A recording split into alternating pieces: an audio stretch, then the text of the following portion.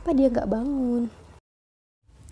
Sebelum kita masuk ke videonya, ada baiknya teman-teman support channel aku dengan klik tombol subscribe yang ada di bawah supaya lebih berkembang dan lebih bermanfaat selanjutnya. Aku tunggu ya. 1.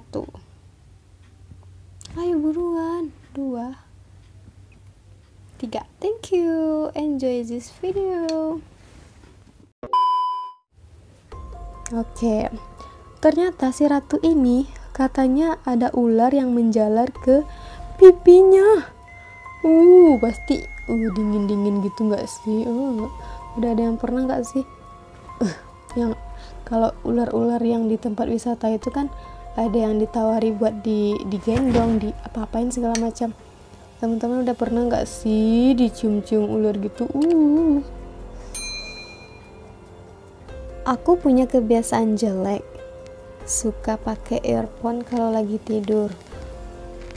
Jadi gini, jadi kayak karena pakai earphone dia tuh nggak kebangun sama sekali, padahal orang semua udah pada kebangun karena takut sama ular.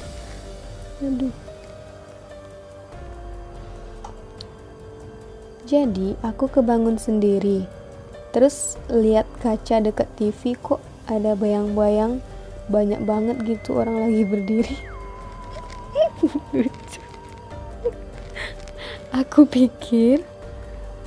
kira aku mimpi. Ternyata setelah aku cek balik badan, ternyata emang semua temanku udah bangun kecuali aku. Ya Allah. Katanya mereka udah teriak-teriak manggil aku, tapi aku nggak dengar. Nah, temanku yang di samping malah pas aku tidur dia langsung lari aja nyelamatin diri sendiri tanpa bangunin aku karena saking takutnya dia. Nah, bayangin, yang tinggal di rumah itu cuma cewek 10 orang dan kita semua takut sama ular, bahkan yang punya rumah pun takut. Saat semuanya udah bangun, kita semua ketakutan, tapi mau gimana, mau nelpon gak bisa karena di situ nggak ada jaringan. Aku lihat jam udah 12:30 pas. Dan ternyata ini malam Jumat. Dengan memberanikan diri, aku berdua sama temanku pergi ke rumah warga yang katanya anak cowok banyak ngumpul main-main di situ. Kayak pemuda gitu loh. Pemuda, ya kalau di kampung itu kan pemuda-pemudanya tuh sering nongki-nongki gitu di sebuah warung atau mungkin di pos kamling juga bisa. Kita dekat juga sama mereka. Jadi ini tuh fenomena setiap KKN ya. Semua anak KKN itu pasti bakal dekat sama pemuda yang di tempat mereka KKN. Tapi ada juga sih yang mungkin nggak bisa berbaur dengan pemuda yang ada di sana. Itu berbagai macam sih. Setelah aku dan temanku ceritakan kejadian itu, mereka langsung pergi ke posko kita dengan membawa kayu. Awalnya sih mereka nggak percaya kalau ada ular. Setelah 45 menit mencari, ternyata memang ada ular hitam besar panjang banget di dalam kamar itu. Yang cowok ini pun takut. Terus ada salah satu cowok yang bilang kalau dia minta izin dan nyuruh baik-baik si ular ini pergi. Mana tahu ada yang menjelma jadi ular. Tapi ular ini gak mau pergi, malah dia mau matok cowok yang mau nangkep ini. Gitu ya. Jadi mereka langsung pukul aja sampai mati ular ini dan dibuang deh ke sungai yang di depan rumah. Tambah mistis nggak sih kalau dihubung-hubungkan nanti di akhirnya. Aku nggak habis pikir sampai sekarang, kenapa udah sebulan aku tidur di situ nggak ada ular. Untuk pertama kalinya aku pindah. Jadi biasanya yang tidur di dekat pintu kamar itu temanku ini gitu loh. Nah, untuk pertama kalinya dia pindah ke tempat yang lain, datang ular kayak gitu. Dan kebetulan yang tidur pas dia pindah itu kayak ceng tempat tidur gitu ya, Ceng posisi tidur gitu, si ratu yang tadi, masih ingat kan, si ratu yang dibilang setengah indigo gitu. Jadi buat pertama kali temanku pindah, si Dila ini pindah, terus si ratulah yang menempati tempat tidur awalnya. Terus tiba-tiba muncul deh ular gitu. Jadi itu ya. Temanku yang lain mereka bilang gini, bahasa Minangnya gini ya, kalau si Cenoko yang lalu di situ mungkin alah kanai wak sadonyo tuh lah lalu jo ula wak semalam.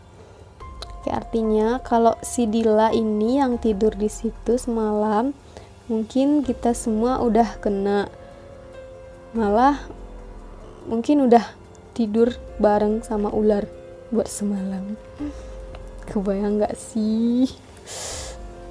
Karena aku orangnya emang kadang kalau udah tidur itu nggak tahu apa-apa lagi. Menurutmu gimana? Kebetulan apa gimana? Kenapa sasarannya itu selalu temenku yang indigo itu? Nah, setelah kejadian itu berarti kan tersisa 10 hari lagi waktu buat KKN. Kita semua anak KKN itu demam secara bergantian. Ada juga ya yang kayak apa ya, demam gitu. Mungkin karena setelah ngebunuh ular itu, kalau dihubung-hubungkan ya, kan tadi dibunuh tuh ularnya sampai mati, terus dibuang ke sungai yang dekat rumahnya.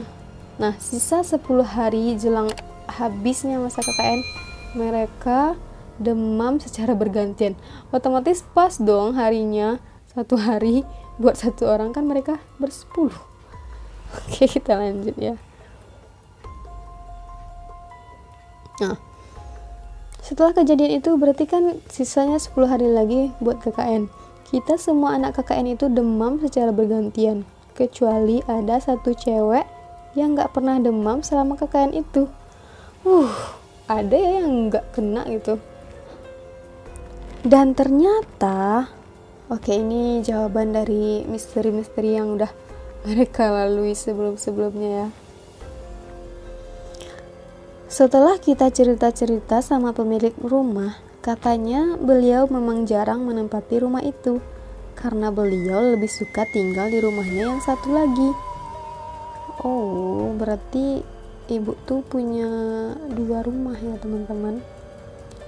Rumah itu udah sering ditinggal dan kita anak KKN disitulah posko kita.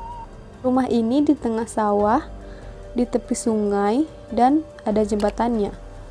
Bahkan kalau dari cerita pemilik rumah, beliau nggak pernah berani nyuci malam-malam dan ke kamar mandi sendirian. Sedangkan kita anak KKN sering nyuci malam dan ke kamar mandi sendirian.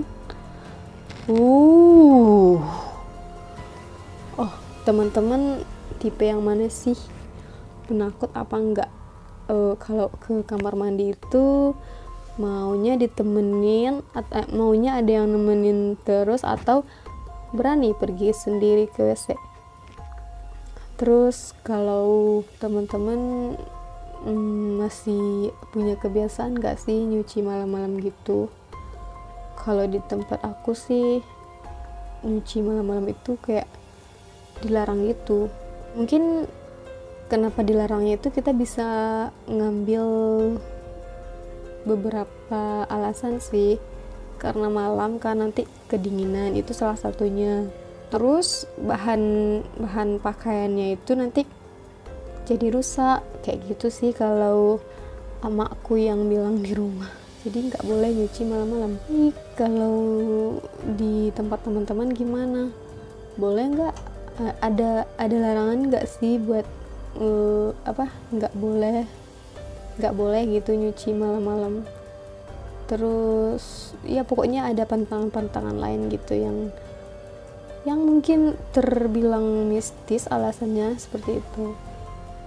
Bagikan ceritanya di komentar ya.